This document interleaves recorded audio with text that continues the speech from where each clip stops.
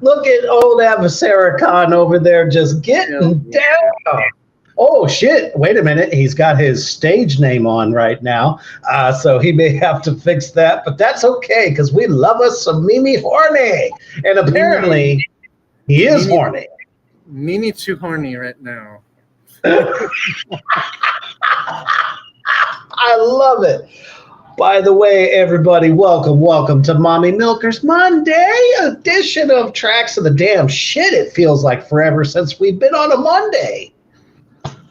Mm-hmm. My goodness, it's good to be back. I see we got the Bonkster in the house. We got Yabelka. We got Aaron in the house as well. Let's see. Who am I missing? Oh, Kyler. Yes. Cody was the first one here. Holy shitballs. Unholy shitballs that Daddy beat y'all. That's all right, though. All right. So we are here to talk about the best metal releases throughout all of metal's history in the month of June, and what a whopper of a month it turned out to be. Holy shit. And real quick, though, I want to make sure that I tell all the addicts out there, thank you for making this past goddamn program the largest viewed episode in that show's history. It was monumental, and people are still watching it now. So it was a blast. You already know, because you know what's up with that month. But fucking fantastic. But for tonight, though, that's what we got on the docket. And before we get into this awesome business, we're going to take a quick commercial break to our brothers at Poison Valley. Check it out. Allahu Akbar.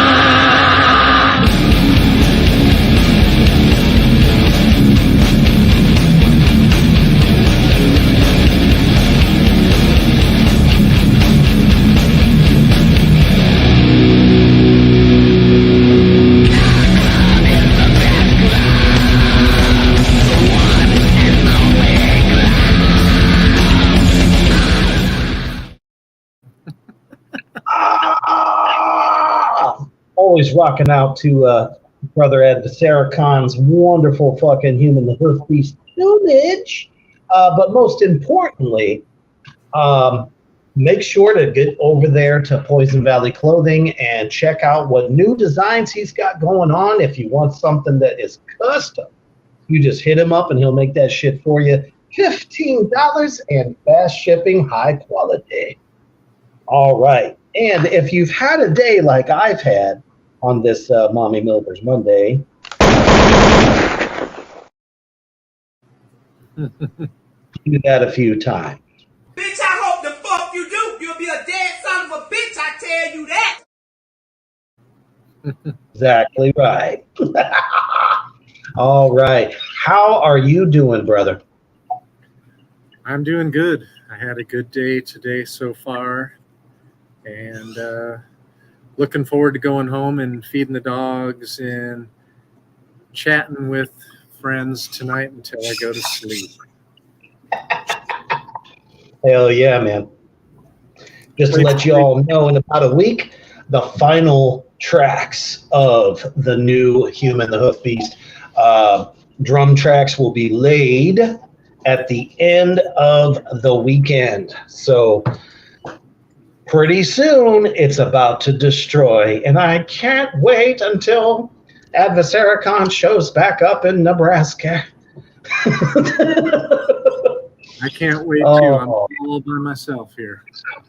Me and the dogs and the cat that's blind in one eye.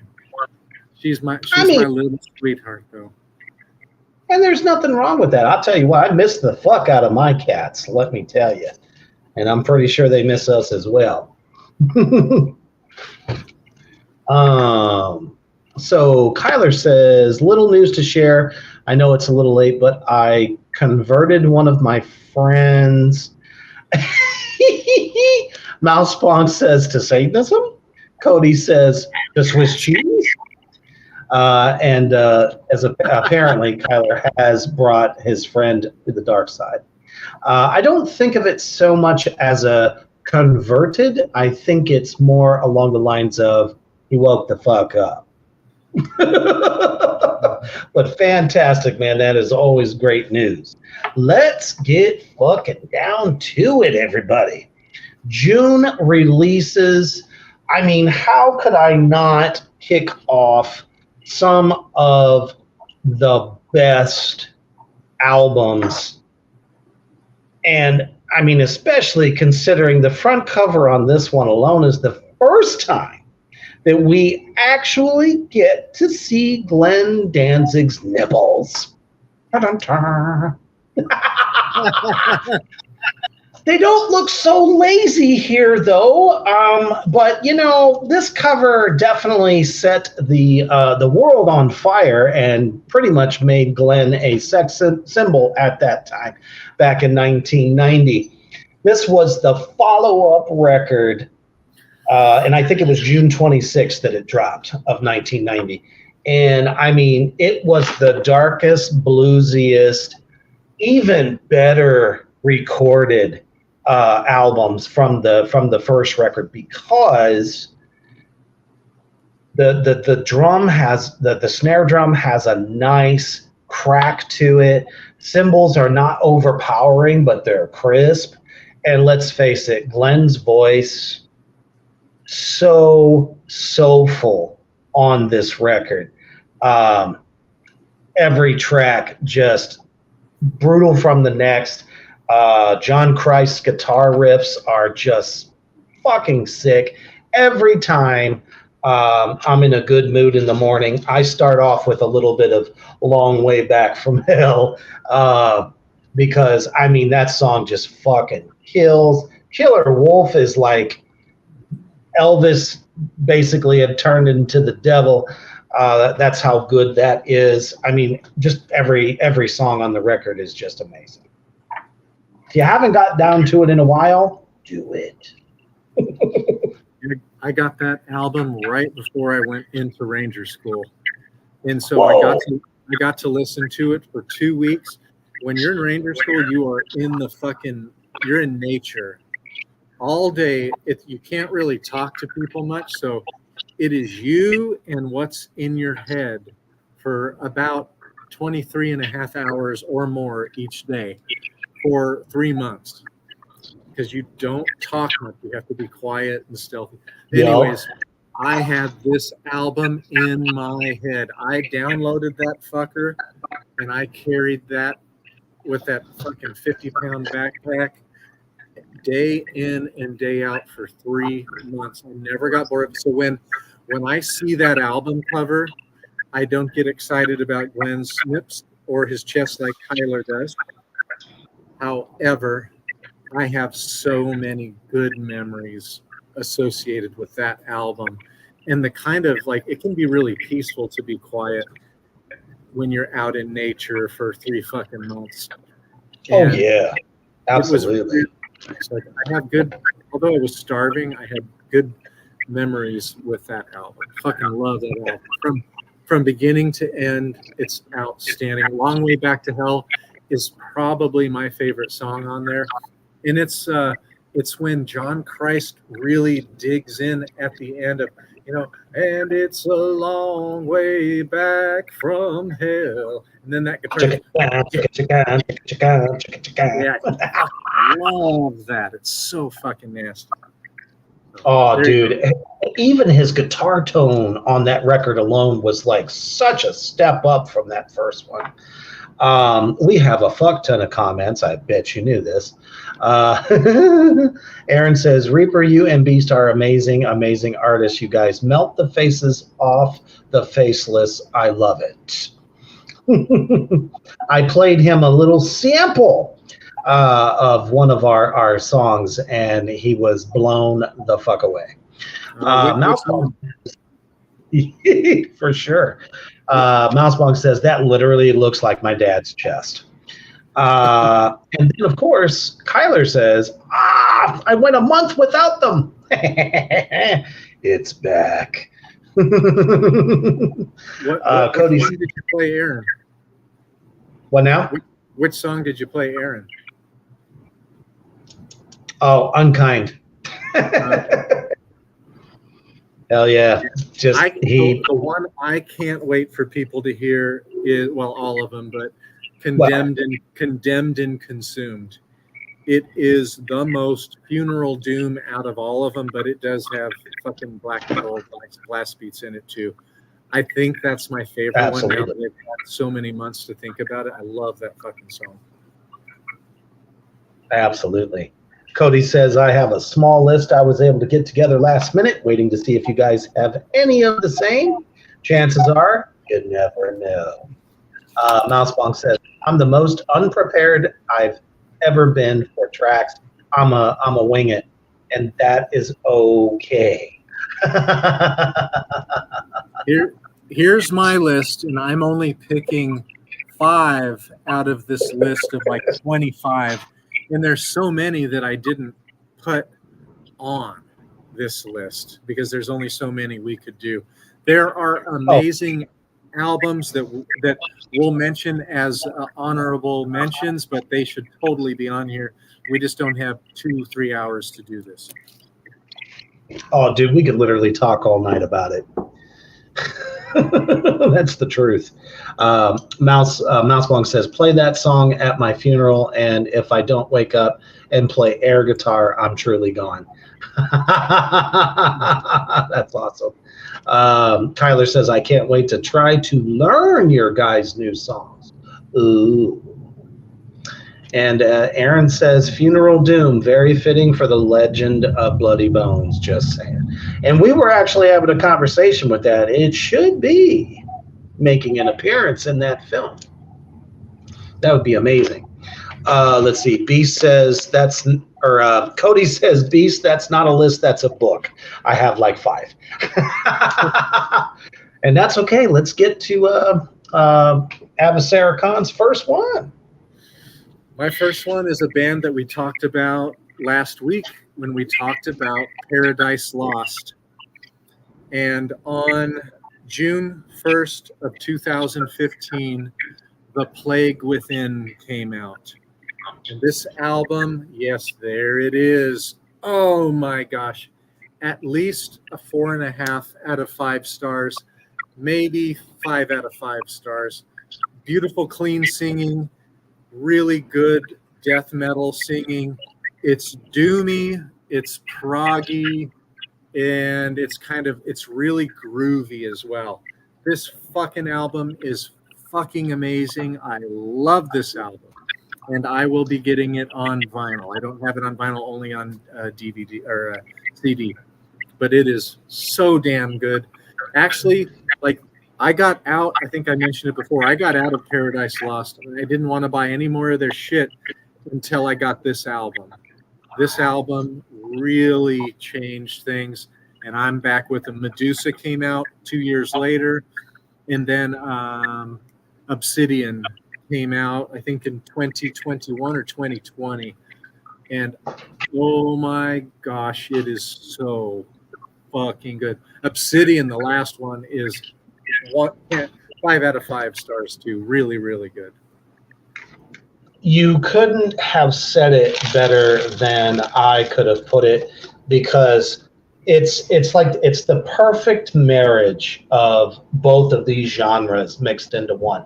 Just the brilliant death metal vocals over top of a very, very doomy yet proggy kind of thing, like you said. Because I mean, again, guys, I gotta keep taking it back to the well.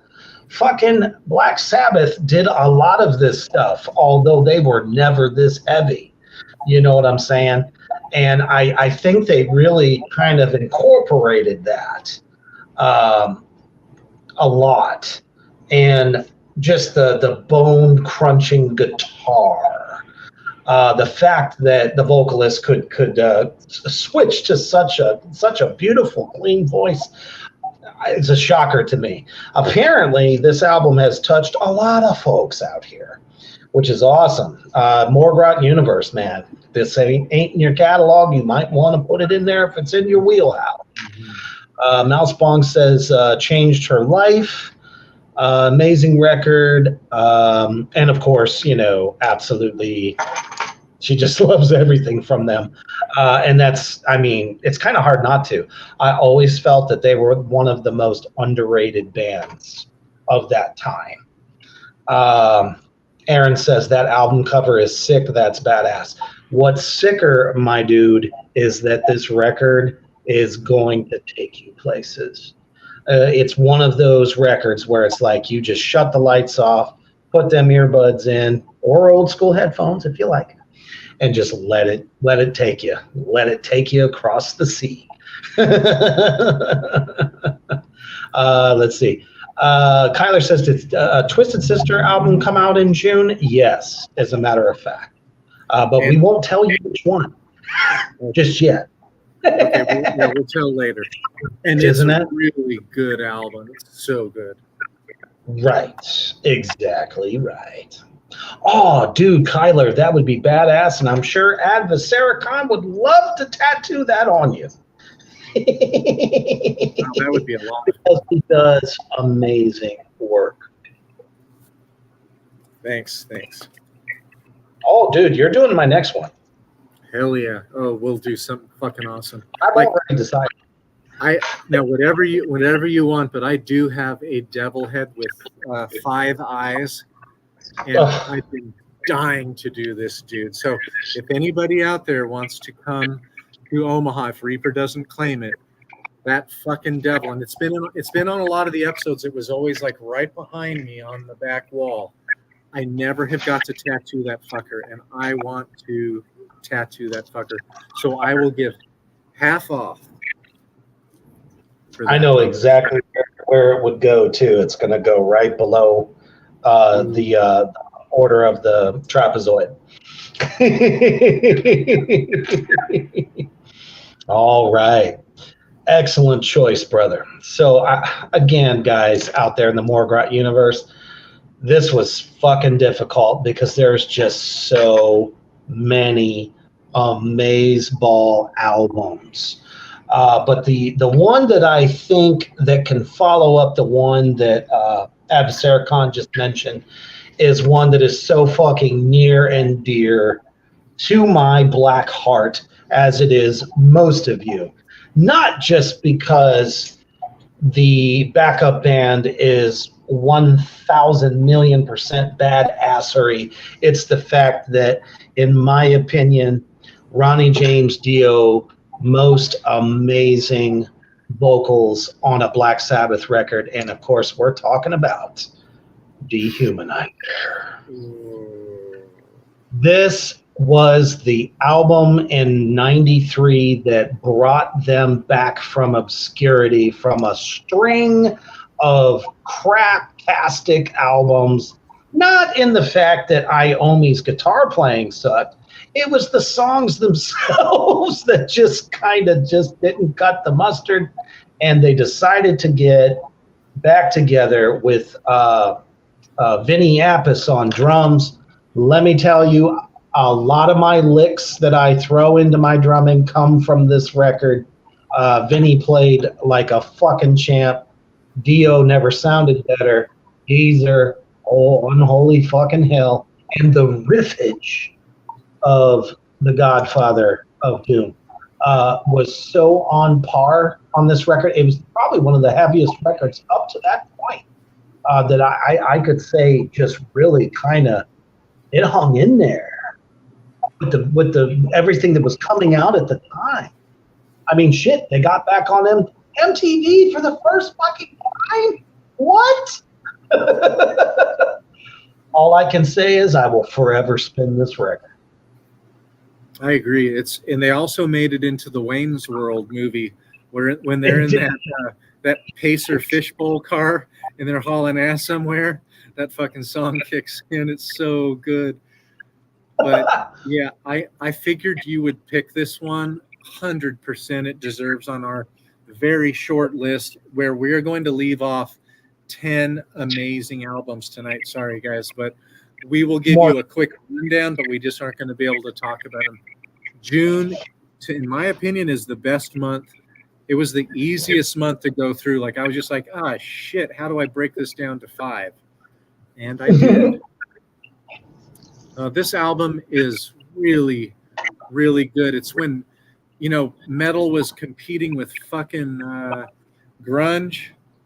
And I admit I liked a lot of the grunge, but I didn't like my metal going away at all. I liked hair metal going away, but not metal. Like, metal really took a hit. It really did.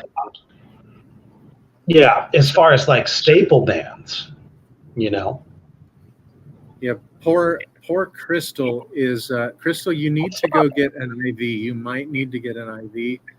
Sorry to say that, but if you go another hour with vomiting, you need to go get an IV. Dr. Todd is telling you.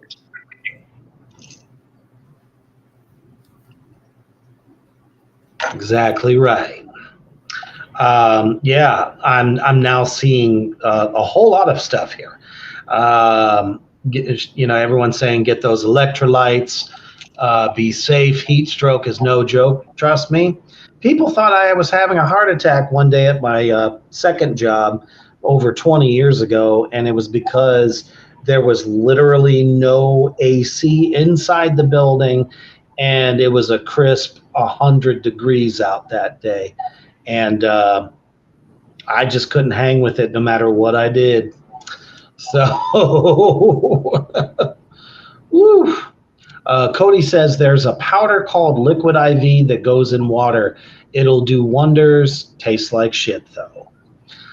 If you don't have that kind of time, get your ass to the ER and get it done. Please, please, please, please.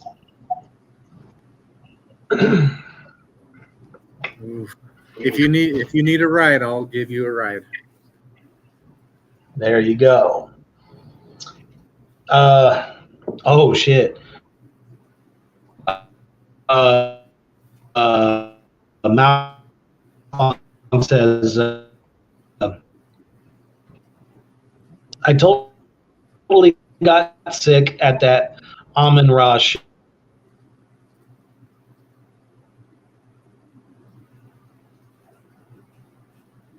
I think he's frozen up a bit, guys. We'll hang in there.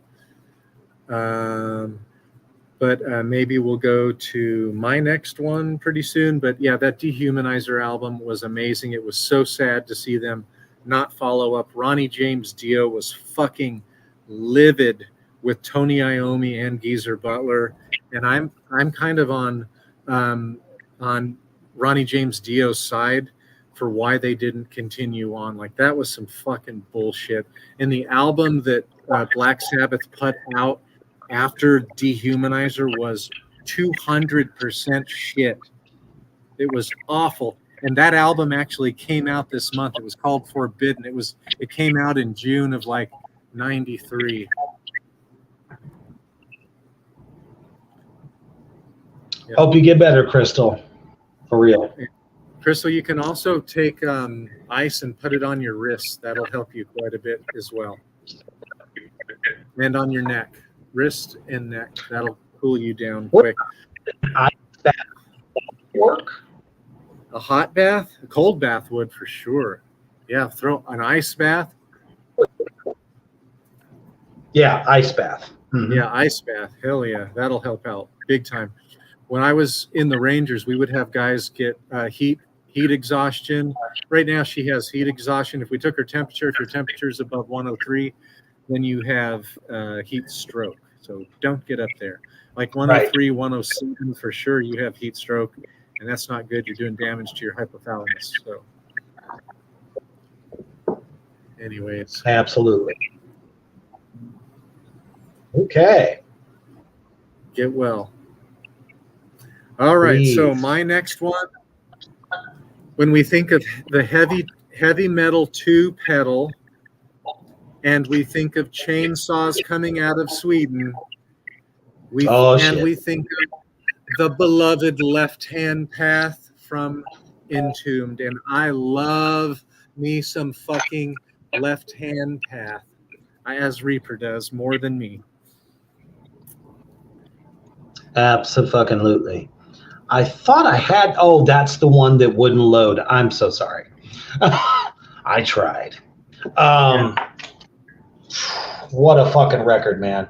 I don't know that any other band killed it by choosing the correct first song to be on the album. When those fucking keyboards come in, that sounds like you're entering a horror movie. There we go. There we go. Entombed Left Hand Path. But when the keyboards kick in, and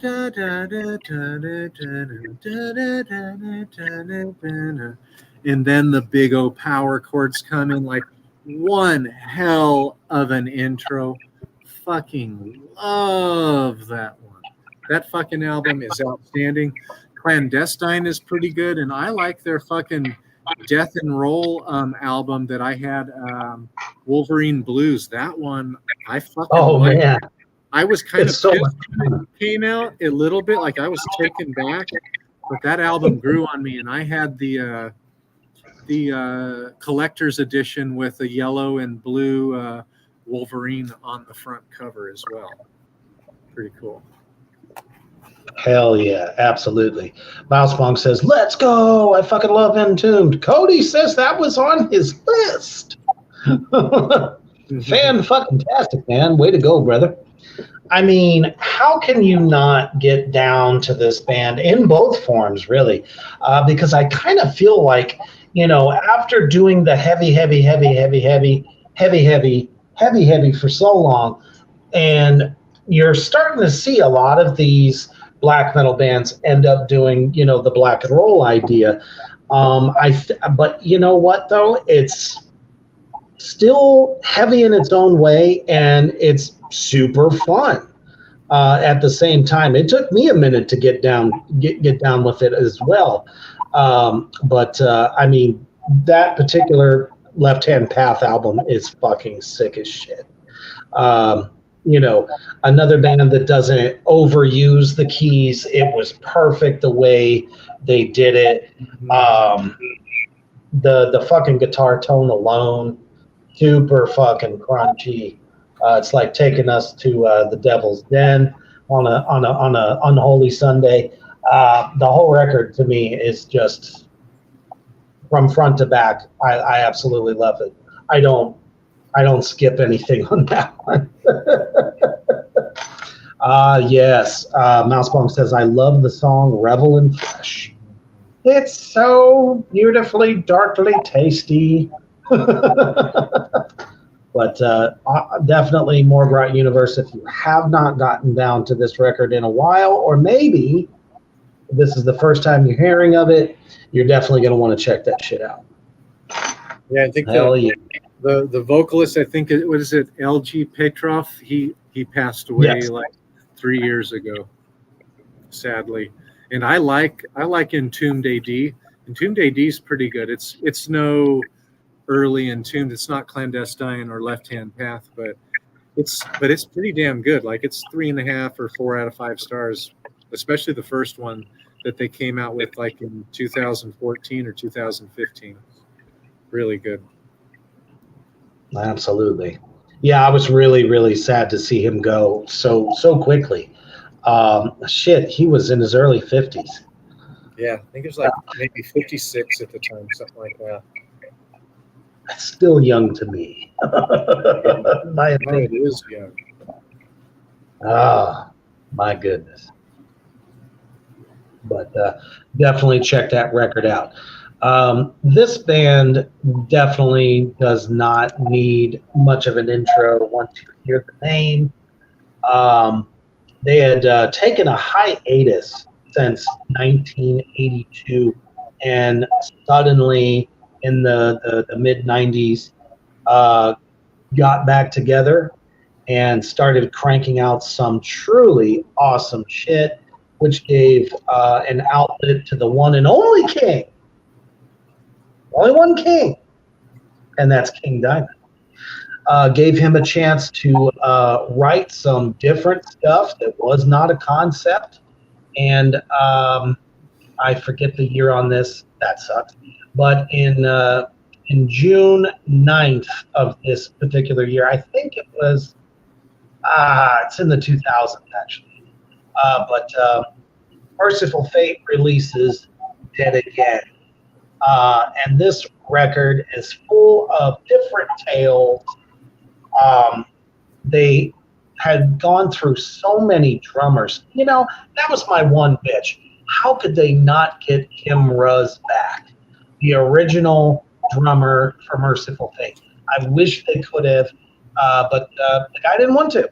He just doesn't want to do it. So they finally land on, this is after Snowy Shaw departs, and I really feel like this is the first solid drummer that they had for the new incarnation of Merciful Fate. So many good tracks on this record. You know, for King juggling two bands at once, his voice doesn't miss a step. The songs are much better than their first effort when they came back. It's definitely heavy and showing signs of, you know, no creativity whatsoever. Can't go wrong with the King, and damn, I hope he comes out with a new album. Even though it's not going to be, well, I think it's rumored to be a Merciful Fate album, possibly, and a King Diamond album. And yeah, I'm ready for both. But the Diamond album is going to be coming out first. Okay. And he is, I think he's about 68 right now, too, because his birthday is in June. I forget right. which day, but it came up as I was going through. It's sometime in June, and he was born, I think, in 1954. That's about right. No, so he would be 70 then. Then it might be closer to 1960 then. Yeah, I think it's 50. Yeah, it might be 56. Yeah, maybe 56. Yeah, I miss Lily.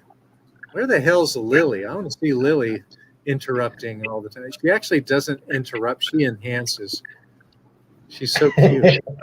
I actually miss her. Mouseball has written a really good comment here. Yes. King Diamond is an icon for me. Merciful Fate has always been a fave of mine, and I saw them on Halloween right before COVID lockdown. I thought about that show every day for a couple of years.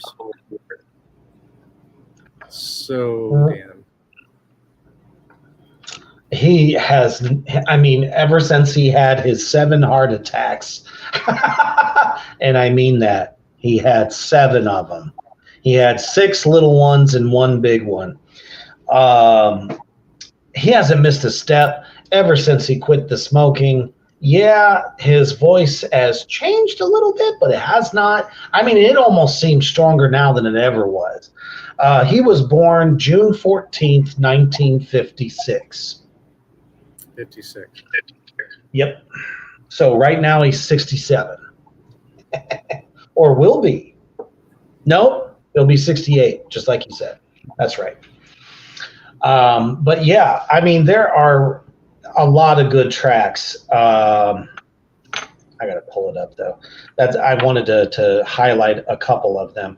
Some people, I don't know, they they didn't take to it as well as some of the other ones, but there are some really good tracks on this record. Most people are just really fucking stuck.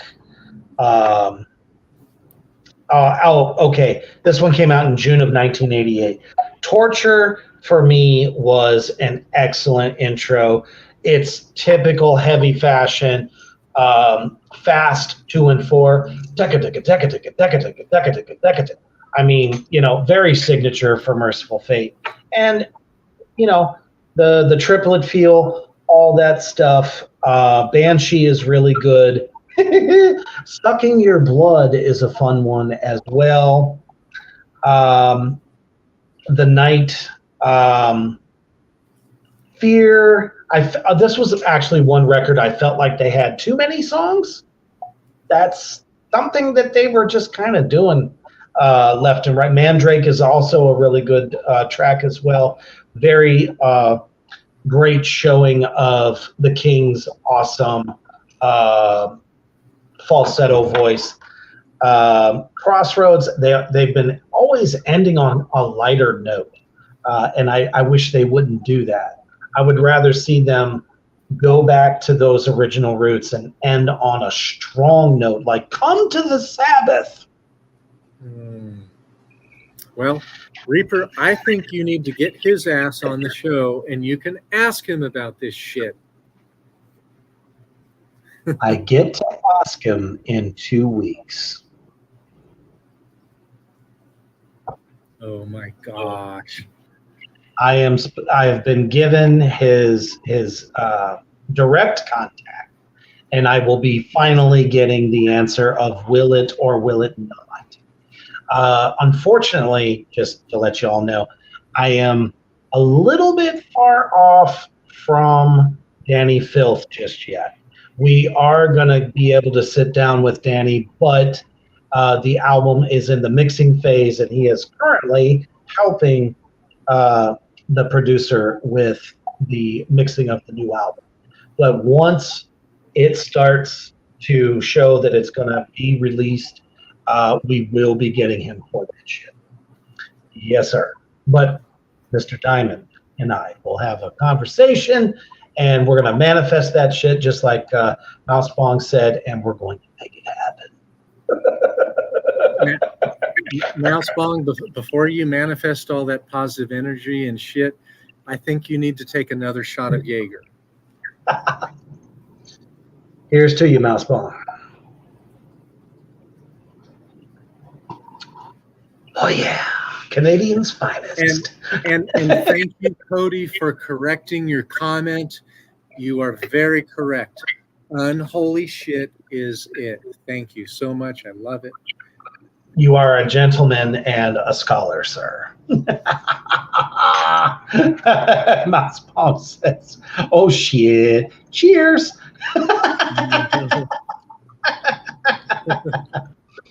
Kyler says, "I feckin' knew it."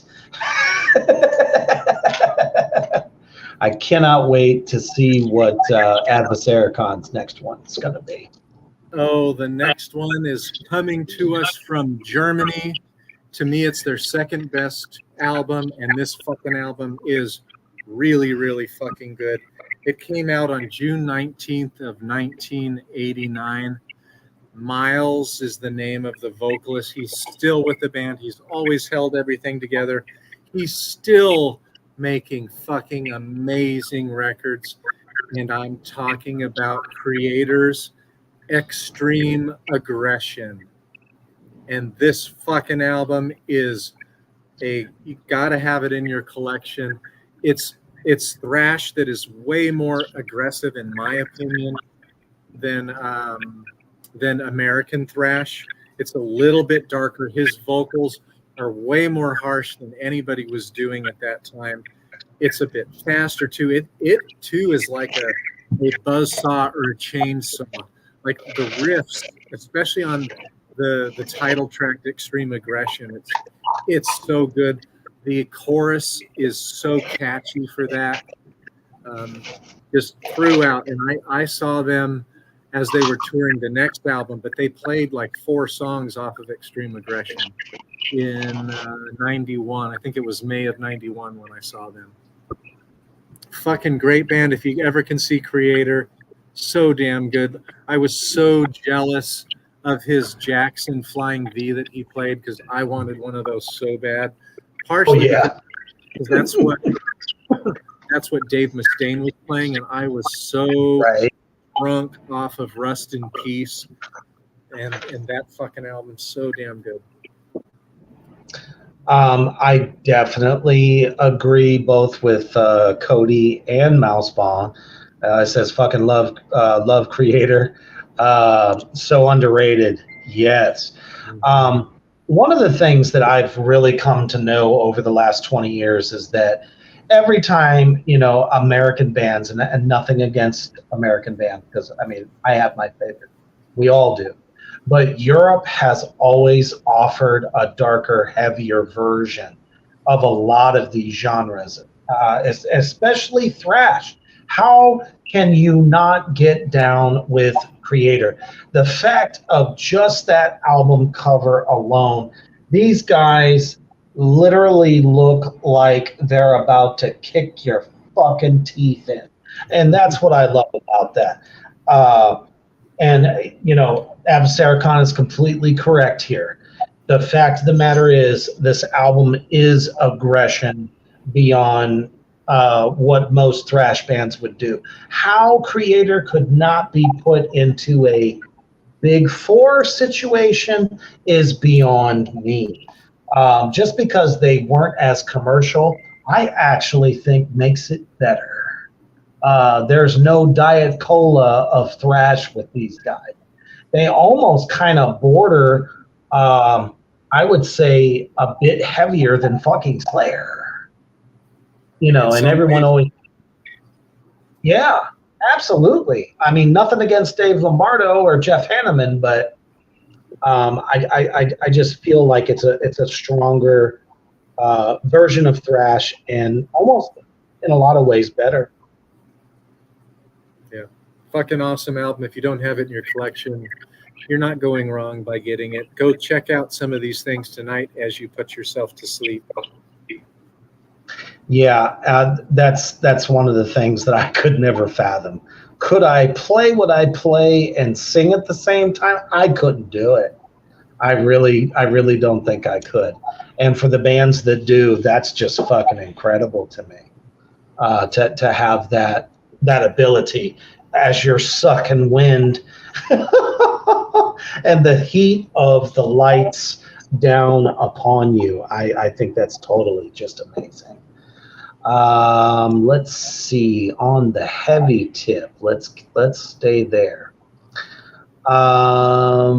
So we mentioned obviously Merciful Fate. It had a great record come out in June. Well, King Diamond, in one of the most underrated albums in his catalog, in my opinion, is this one. This, by far, was one of the heaviest King Diamond albums to honestly come out after the huge success of them and Conspiracy. And then, of course, The Eye, which in my opinion is also an underrated record, but this one is so much heavier. It's still a great tale, but the thing about it is I think what a lot of people didn't like about The Spider's Lullaby is that the whole album wasn't just about the story of Harry and the fact that he got infiltrated by those 8-legged bastards. And it was kind of, it might have been a tracking list problem, to be perfectly honest with you. Because, on the basically what you would consider to be the first side of the record, it was all a bunch of different tales. But each of them were actually really fucking good. And then it just got even fucking heavier once he started talking about Harry and the fact of his arachnophobia, and then of course all the eggs make their, or not the eggs, but the spiders make their home within him. The last track, which I think is probably the heaviest, most brutal tracks on the record, is To the Morgue. It starts out with a very doomy kind of way. Boom.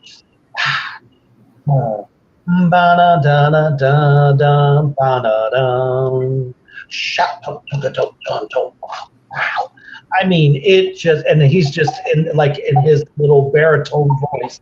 To the morgue, we all must go to the morgue. I mean, that shit was just so fucking heavy. And then it picks right up into that triplet vibe, and you're like, what the fuck just happened to me? I think it's one of the most underrated albums in the King's legacy. If you haven't checked it out, God damn it, please. Hell yeah.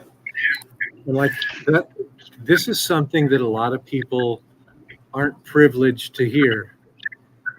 A lot of people will know maybe 2 of the Merciful Fate albums, maybe 2 of the King Diamond albums, but they don't know about these other ones that are underrated. And when you come here, you get to learn about this shit. So it's a really good album. Like We give you the facts. I'll take all of his albums. You know, he might have one that's maybe a 2.5, which is not bad out of 5 stars. He might have a couple that are 3 out of 5 stars, but most of his are pretty damn fucking good.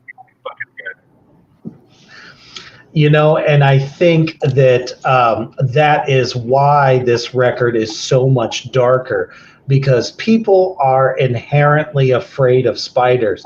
And King knew that. And he kind of like preyed upon it in this story as to he is trying to get over his arachnophobia, and the doctor at Devil's Lake Sanitarium decides that he's going to put this box full of fucking spiders in his room and locks him in. But what he doesn't realize is all those fucking spiders get out of the tank. And that is when they strapped his ass down to a bed, which is like, what the fuck are you doing? Are you that fucking stupid? You know, strap the poor guy down, and these spiders start just fucking biting him and shit. And there's a hole in the back of his fucking neck, and they just all go in. Oh man, if you can't, I mean, just the sheer metal of this record. Like I said, this is a much darker, heavier fucking album. I know you're probably saying, you can't get darker than Them or Abigail. Bullshit. When you're talking about real life shit that people are very fucking afraid of, goddamn. I thought it was brilliant, but people were just like dogging it. I'll never understand that. Heavy fucking Andy LaRocque was brilliant on this record, riff wise.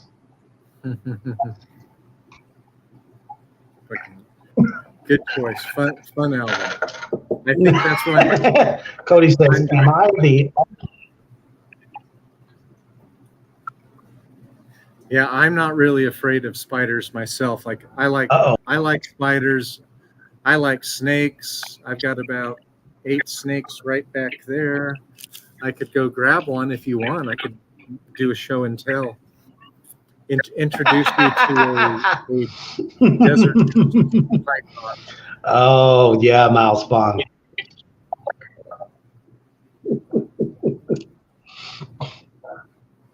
It's totally up to you.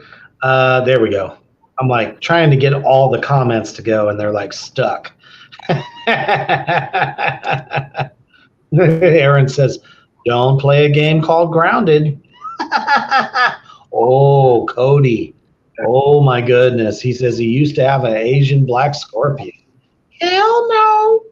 I mean, as long as it's in the glass, I'm cool. Just don't take it out. Snakes, I got over the hump. I did a photo shoot with the snake, and him and I became friends.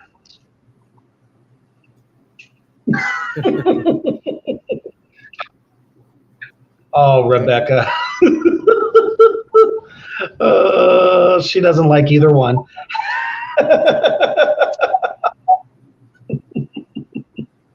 Awesome. Cody says, All right. get the snake, please. All right. Talk amongst yourselves. We're going to have some coffee talk. Honestly, the snub-nosed snakes that are like totally fucking harmless, I think they're absolutely adorable. They're like, I think they're called baby boas, maybe? I can't remember the name, but I did do it's a snub-nosed python. My bad.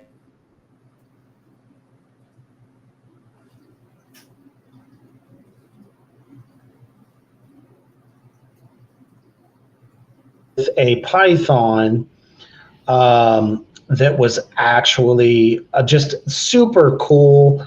I think I got over the hump of the way it feels, the way it moves. It's like once you get past the slithering part of it, it's, I don't know. I didn't have a problem. So I even pretended like I was going to take a bite of it. Ooh, look at that guy. Oh my. Hello. Hopefully, those that are not cool with spiders, or snakes, I mean, aren't going to freak out by seeing this guy. This dude is such an angel. He's so sweet. He wouldn't But I bet bite he. any. Yeah, he'll chill out in a minute and he'll sit around my neck for the rest of the show. He's really, really good. And he won't move. He likes my warmth. Let me see if I can open him up. Oh wow. He's kind of a big boy. But not as big Oh, as he- like the giants. He can go here. He's Alice grabbed my Cooper, fingers. He eat won't your let heart. go of me. He won't let go of my fingers. There's his head. Oh, I'm sorry, buddy. I didn't mean to scare you. He's fucking holding onto my finger. There he goes. Oh gee. This is for Yabelka. I think that Yabelka likes him.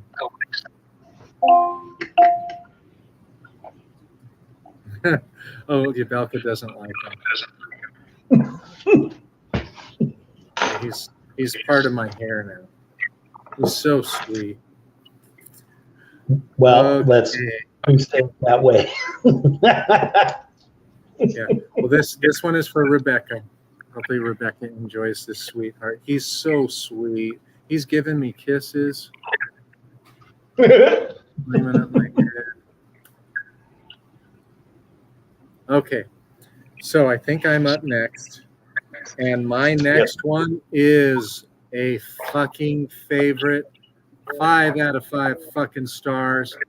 And Mouse Bong, Reaper, and I, and anybody else who wants to join us on December the 6th in Omaha, Nebraska, you can come and see Morbid fucking Angel. And I'm talking about the Covenant album. Oh my gosh, I fucking love this song, or this album. God of Emptiness. Oh, so damn good. It is so flippin' amazing.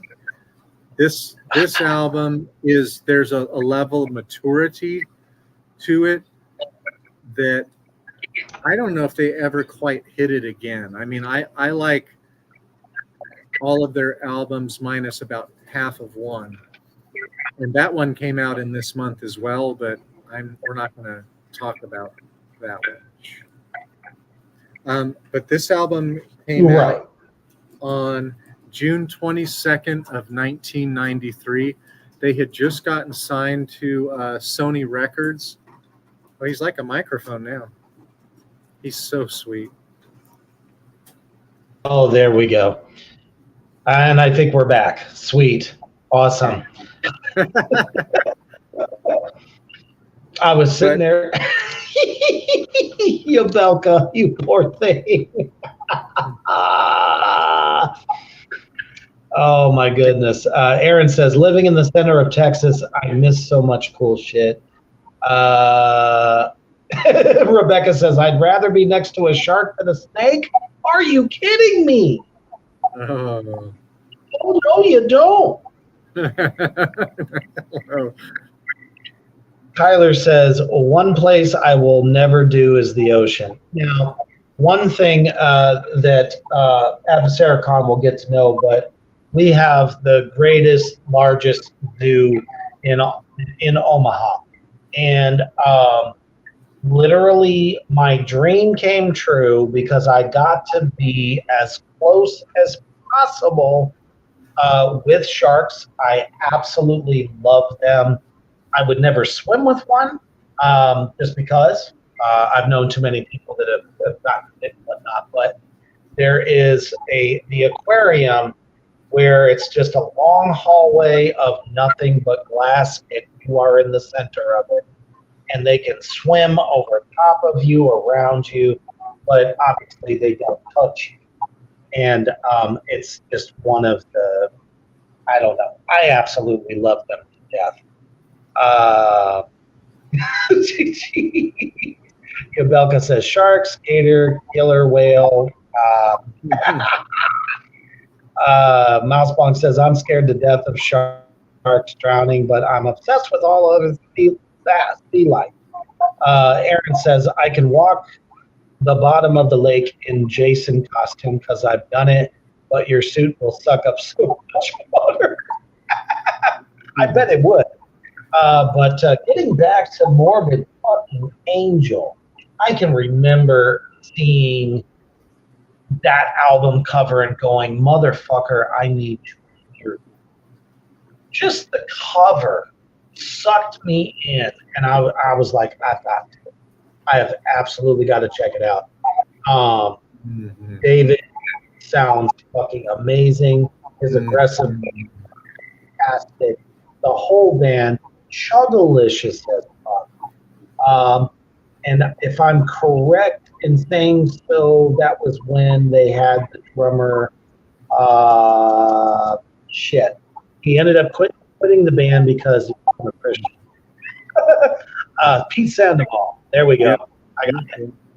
Yeah. His drumming on there is fucking dynamite.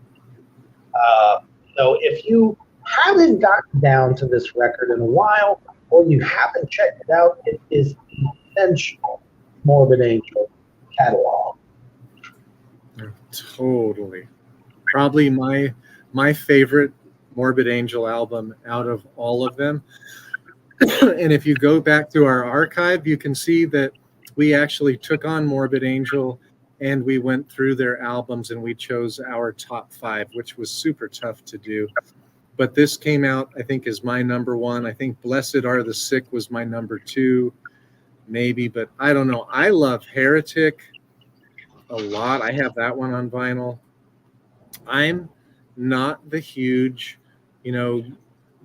getting moist over Altars of Madness. I like Altars of Madness. I understand why it's good, but I'll take Blessed Are the Sick. I will take Covenant over that any day. Moist. Domination, any day. Heretic, I'll take Heretic over any day. #moist. Altars of Moist.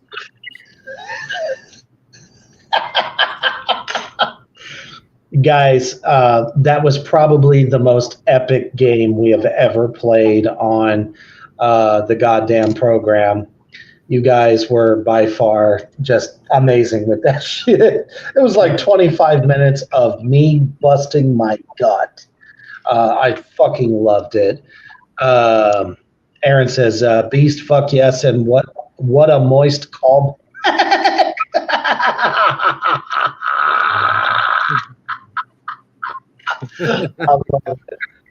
Oh my goodness. This is when, multiple programs overlap each other. It's fantastic. Oh man. So, yes, I definitely want to call special attention to this record because it's either the last one that I'm pretty sure it was the last one that they put out. As there is a major tribute to one of the late great guitarists of the last 30 years, in my opinion. Not everybody could get with this band, and I totally understand that. But being a Vinnie Paul fan that I am, I really did dig the music aspect of it. Not so much the vocals. It was a little too metal for me. I hate to say that, but not that metal is bad. I just didn't particularly care for the guy's voice.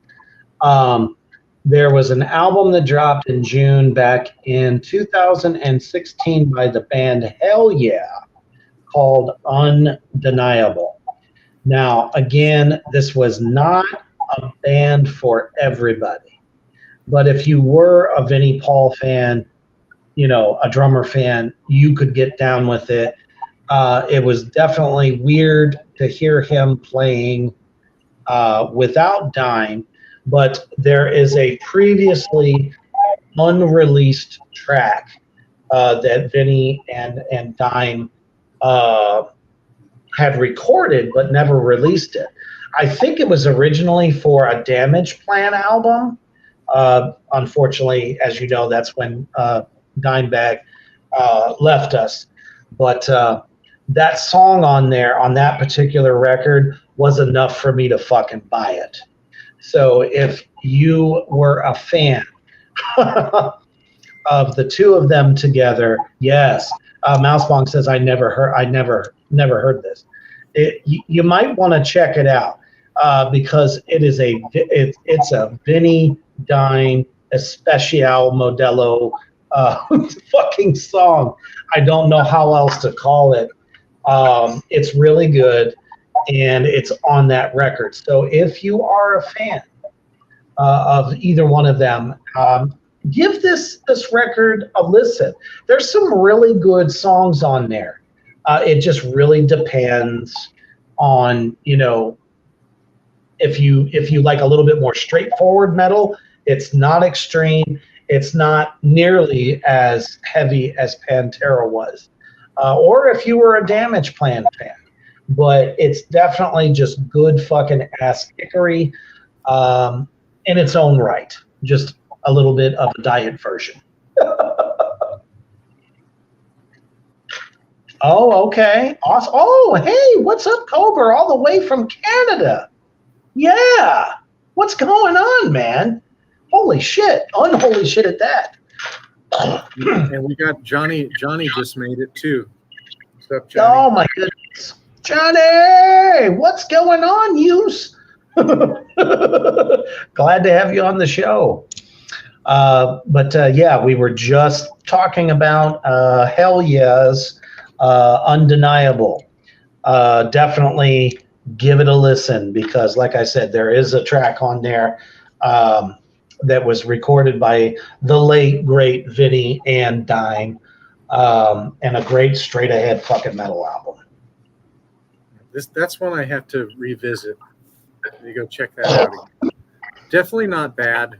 Sometimes I'm in real big moods, like maybe I'm in a black metal phase or in a prog phase or something like that. And sometimes albums don't hit me right away on that first listen if it doesn't get me. So I'm definitely willing. Anything with Vinnie Paul, I'm definitely willing to give that a chance. again. I mean, the fact that he kept it moving and he brought this band together, he was still playing fucking first rate. It's what I like to call stomp metal. And nobody does it better than the South when it comes to stomp metal. It's just very, and I mean, his double kicks are fucking tasty. The great fills, all that stuff. It's got that. It's something that I would probably listen to if I was a bit nostalgic and listening to a lot of 80s metal. But I definitely think you would dig it for sure. Everybody out there in Morgrot Universe. Yeah, Avicericon, check it out again, man. Check out a few of them tracks. I'll send you the title of the song that Vinny is on there. So, or Dime Bag. Sorry, a little too much of the Canadian this evening. Aaron says, I know I've said it, but I really learn about so many bands and songs just from my short time being here with you guys than I could have in 20 years searching myself. You know what, man? That is probably the best compliment we could ever get. And that's really between myself and Avicericon. We've been metalheads since we were in short pants. And we have followed the movement all the way through till now. So it's kind of like we just want to help. Mousebong says, I just want to throw out a really cool June record from a German band called Lantlos, I think it's called. It's called Neon, and it features Neej from the Black Gaze band Alcest on Vox. Okay. I love me some German metal, and I ain't talking about the Scorpions. Don't get me wrong, though. I do like a little bit of Scorpions, but I'll definitely check them out. Oh, yeah. She says they're a beautiful post-black metal band. Excellent. I will check this out tonight. But I'm really trying to check out the new Ulcerate album because Reaper and I are going to go over that fucking album. I've already listened to it 3 times. Nice. Fucking, it is so fucking good. And I think my favorite thing is the drumming. Oh my gosh, it is so good. So much variety and fucking like jazz influence in this thing. Just so full, so clever, slow at times, but man, check us out. I'm not sure if we're going to do that one. The album comes out this Friday. We might do it this Friday. We'll have to talk about it. Either that or we'll do it Monday. But it is so fucking good. You will love it. And if you guys go check it out, you can get it on YouTube pre-release right now. And you can check it out on YouTube, listen to it. And then you can add your 2 cents in along with us, so this asshole doesn't have to talk so much. As a matter of fact, now that you've told me that, I'm going to go to YouTube to check it out myself. So I think we can make this happen Friday night, peoples. I can. We do. Sounds Hell yeah. Like I think we just need to make sure that the Mousebong could be there because she's a big Ulcerate fan. Well, seeing as we haven't done a Friday night edition ever, I think this would be fun, and this is a great album to celebrate. Cody has a little bit more on his list. Typo Negative, Life is Killing Me, and that is why I didn't put it on there, because I knew somebody in the Addicts there was going to have it, and thank you for doing that, sir. Fan-fucking-tastic album. The Black Dahlia Murder, yep, Unhallowed. Megadeth Cryptic Writings. It was a decent record, but I mean, it's worth mentioning for sure. Motorhead, Another Perfect Day. Oh, yeah. Excellent list, sir. We appreciate that shit. All right, my last one for tonight is one of my favorites. This album is probably one of the biggest genre-busting albums that is still, to this day, inspiring bands like Artificial Brain, Nightmare, Thantafaxath. I'll guarantee you Death Spell Omega was influenced by this shit. Any of these new bands, like it was Atheist, and Atheist brought us jazz, but Yep. Obscura brought us pure art in the form of dissonance, and just like cutting the gain on the guitar amp to like 1 and playing so fucking hard. And the vocals changed up quite a bit for this album. And I'm talking about 1998's Obscura by Gorguts. Such a fucking amazing, groundbreaking, unmatched album to this day. All of these new avant-garde bands are still trying to aspire to Gorguts. And please, Gorguts, I believe this is the year that we're getting a new album. We haven't had a new album in many, many years. I am so ready for a new album. I love, love, love this album. I mean, power, ferocity, darkness, just unholy heaviness.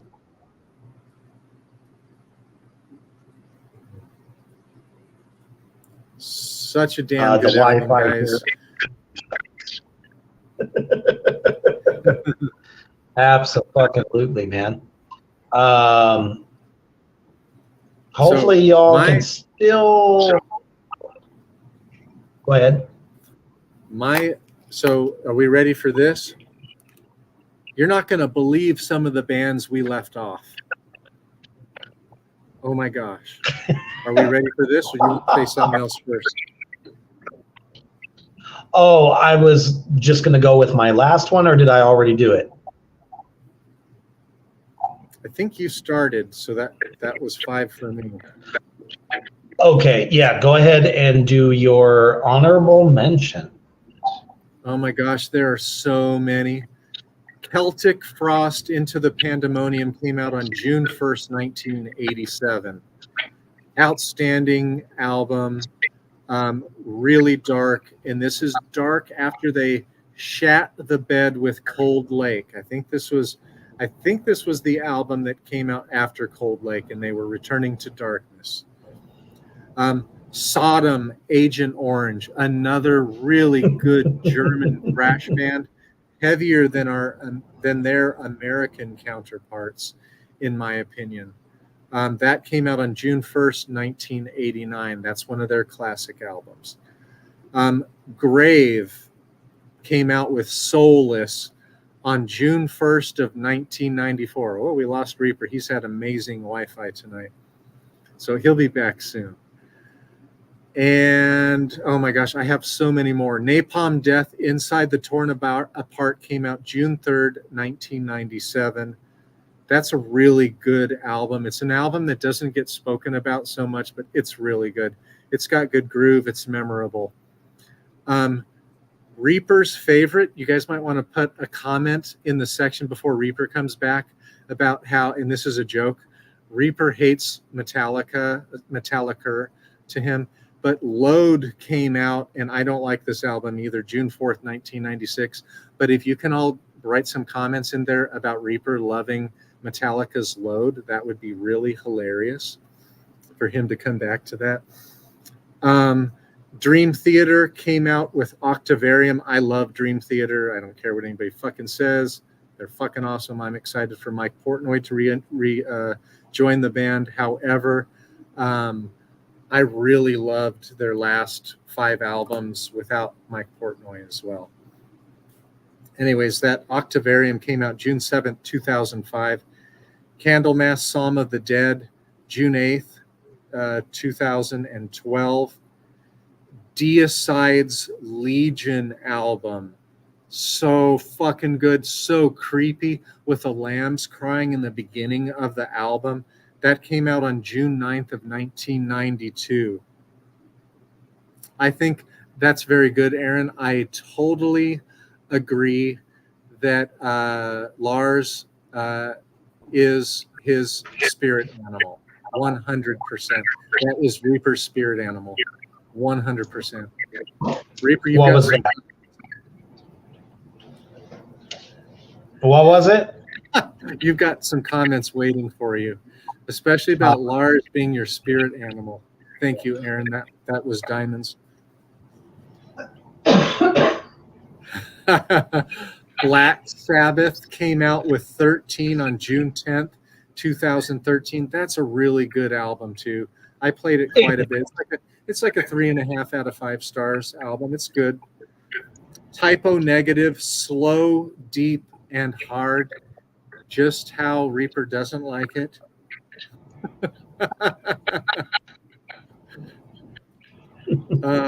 That's a really good. Like, I thought you were going to bring that one up. Slow, deep, and hard. That's a good album. Megadeth, Killing is My Business and Business is Good.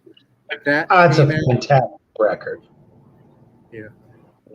June 12th, 1985. Bolt Thrower, In Battle There Is No Law came out on June 12th, 1988. Another super important album. Thank you, Mousebong. Neurosis, The Ye of Every Storm 2004. Oh, yes. I like Neurosis. Neurosis is fucking dark, but for me, I've got to be high to listen to Neurosis because it's really, really repetitive, but it's really good. The Eye of Every Storm, yeah. Shit, I have so many left. Nuclear Assault came out with Survive in June 13th of 1988. I really like Nuclear Assault. They were probably in the number 7 of the better thrash bands of that day. Fear Factory's Demanufactured. This is considered a genre-bending album. It's where we really got to have the clean vocals mixed in with the death metal vocals.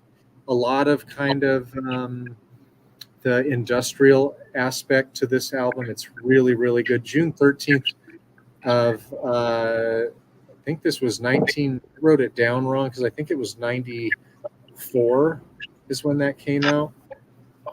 6 Feet Under, I know they've really shat the bed several times lately, but they came out with a really good album called Maximum Violence. That album is good. That came out June 13th of 1999. Typo Negative, Life is Killing Me. I think somebody brought that one up already. June 17th. Gojira's Magma came out on June 17th of 2016. Oh, yes. Oh, my Cody. Yeah, that is a trigger for sure.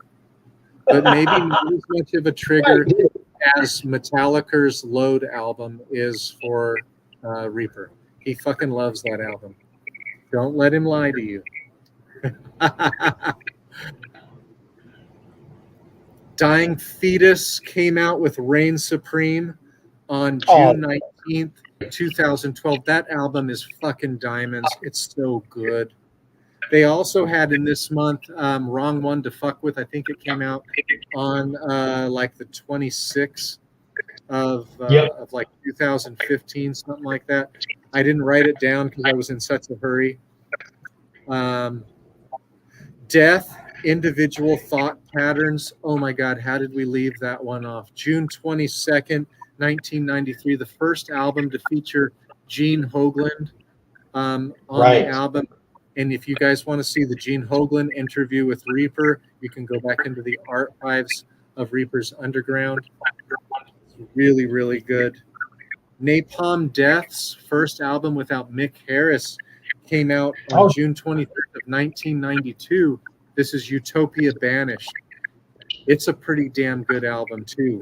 A big difference from what they did before. What they did before was more straight up death metal with Scott Burns at Morrisound Studios. And for this one, they went with something else, a really different sound, but really good still. We already got Danzig. Twisted Sister, You Can't Stop Rock and Roll. That's a really fucking good album. June 27, 1983. I was, Twisted Sister was my second metal band that I got into. Quiet Riot was number one, alongside Motley Crue and Rat. But then I really got into Twisted Sister. Fucking love Twisted Sister. Voivod, Dimension Hatros, really fucking good album too. That is kind of a band that's kind of at, in its own kind of genre.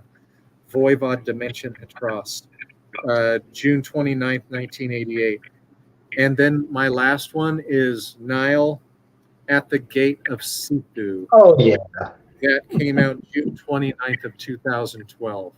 Another really good album. Absolutely. Unfortunately, my Wi-Fi completely fucking sucked, and I had to switch Wi-Fis. Cheryl, did you mention Iron Maiden, The Trooper? Yeah, the release of that album, of that song. Yeah, I did not.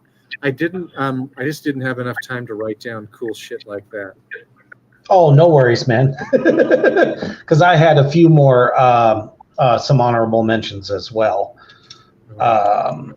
So hopefully I don't mirror anything you've already said that I've missed. Otherwise, I'm going to feel so bad. I mean, how can we not talk about the fact that the Psalms for the Dead by Candlemass came out in the month of June? And for all you Mike Pike fans, High on Fire, Lumen Furus. I don't think I'm saying it right, but damn it, some of the most finest Swedish doom metal. This record is doomlicious. If you haven't gotten down to it, you need to. But of course, there was a fuck ton of Metallica all over the month of June, and I think they were just trying to hang with the real metal bands because they're not. Saint Anger, go fuck yourself. Flat snare drum sound with the snares turned off, go to hell. Oh, it's fucking sucked. That album fucking, what a disappointment. Perhaps the biggest disappointment ever. And that's after leading with two previous disappointments right before that. Right. Oh, I forgot. Candlemass, Epicus Doomicus Metallicus. That came out on June 10th, 1986. As well as Candlemass's, it's like something from the Grey Island. It came out in 2004. It was the first one with Rob Lowe. Rob Lowe left Solitude Aeternus to go record this album. And it's something like On the Island of the Grey, Skull of the Island of the Grey, something like that. I thought I wrote it down here, but I'm not finding it. But I believe you are correct. Yeah.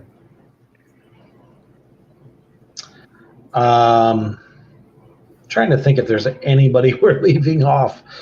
There's just so many many metal bands that dropped some seriously good shit. I don't know I honestly, the list goes on and on if you look it up by genre. Fear Factory also dropped The Industrialist. Megadeth, Death by Rain. I don't know. It just seemed like it almost seems like the month of June was pivotal because, as most people know, tour season really kind of starts in late spring into the summer months, which is great for touring, lots of festivals and stuff. And these bands that we've mentioned, which are just fucking amazeballs, tend to drop a record in June. And it was really smart because you can tour on it through the summer and into the fall before the winter hits. So, thank you to so many of these amazing bands for dropping some just killer fucking records, man. Hopefully we've been able to drop some new ones on you that maybe you haven't given a try, or maybe you tried it once, maybe you might want to try it again. I got some folks with that Hell Yeah record.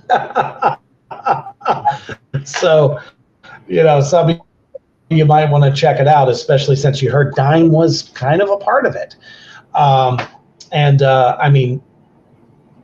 Adversaricon's list was fucking amazing. Hopefully you guys will go revisit some of these albums, with some fresh ears, and might want to add it. Awesome. Aaron said, Twisted Sister from day one. That's a very early band for me too. Damn, Stay Hungry, fan-fucking-tastic record. Is that the one that you listed? No, I did. You Can't Stop Rock and Roll. Oh, that okay. Album is so fucking. That's a front-to-back banger album. Under the Blade is really good. Stay Hungry is really good. Come Out and Play has 2 or 3 good songs, and that's when they really shat the bed. Yeah, Love Is for Suckers fucking sucked. Oh, it was fucking awful. This is what happens when you let record label nerds take over. If you don't have the power like Iron Maiden did. Iron Maiden said, "Oh, you don't like what we're doing? Fuck you." But I guess apparently Twisted Sister couldn't do it, and they fucking sold the fuck out, went down the shit stream, and never returned. Yeah, sold out and went into obscurity. So how did that work out there, D. Snyder? Yeah. Oh, I know who I left off. Soulfly also dropped a killer fucking record in June. For Max Cavalera leaving Sepultura and starting Soulfly, what a catalog of brutality. I've never heard a bad one. So if you haven't checked out Soulfly, please do. You'll want to hurt people after listening to it, because you know how Max be, and I've seen him live. Unholy shit balls, man. Super, super fucking great band. Check them out as well. And thanks to this Friday, Cavalera is re-releasing Morbid Visions, just like the 2 albums they did last year. They've gone through and they've re-recorded the albums, and I'm sure it's going to sound amazing. And I hope they tour it in the States again, and I can go see them this time, because I missed them last time due to just being too fucking busy. Right. Man, if they ever come through Omaha, definitely I'm going to check them out. I've got to. But I was going to say, everybody out there in Morgrot universe there, great lists from you guys too. You guys gave us a lot of really good records as well. Thank you, Cody, for dropping Motorhead. I figured somebody would. That's the only reason why I didn't put it on my list, but it deserves to be there because it's Lemmy. Come on. That's our lists. Not surprised that it pushed us to an hour and a half, to be perfectly honest. Again, there's so many more that we could mention, but it's hard to just narrow it down and put it all out there. And that's why it's so awesome that you guys also share with us too. And most importantly, thank you guys for tuning in on a Monday night. It has been a hardcore minute. It's always a pleasure doing this show that we're absolutely just passionate about. And I can't wait to see what releases come out in July. But as we said, this coming Friday, we're going to go ahead and do Ulcer 8 and their new record. So definitely want to tune in for that. But don't forget, tomorrow night on Reaper's Underground, we got him, and I know you're going to love him. And most of you kind of either know him or you've seen him, definitely. He is, in fact, one of the greatest Leatherface actors of all time. Brett Wagner will be on the Underground tomorrow night. He is the king of the Kemper Kill, and let's just face it, folks, he has had a insanely awesome career as an actor in so many different TV shows that you have all watched.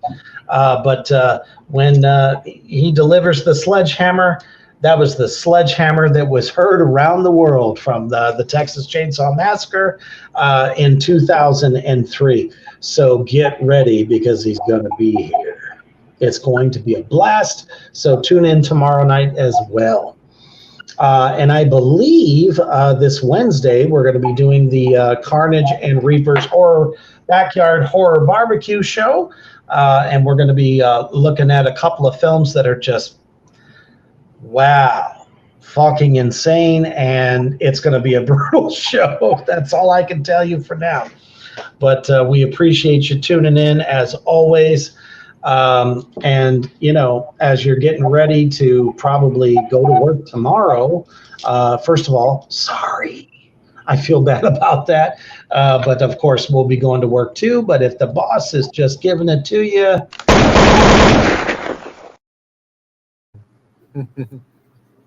one of those, always keep one foot in the fire and one on the ground. And shit, if you feel the need, knock one back or take a hit from the bong, because you know we will. And do it by staying heavy.